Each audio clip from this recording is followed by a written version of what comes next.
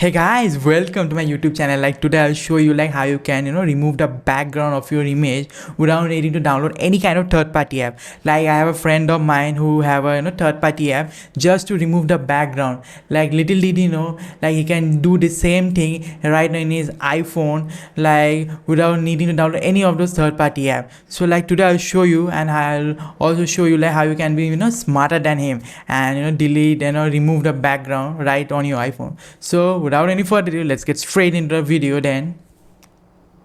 Like let's take this image for example. So what you need to do is just press and hold on this, then share, then just press on this save image. So as you can see, it has successfully deleted or removed the background. So like this is how you can delete the background of the image. So as you just saw, this is how easy it is to remove the background from your iPhone, like without needing to download any kind of third-party app. And my friend, he uses a third-party app. How silly he is. So yeah, so like if you like this video, then do give it a thumbs up and like share it with your friends. And if you want more tech tips like this, then do subscribe to my channel, and I will see you in my next video. Until then, bye bye.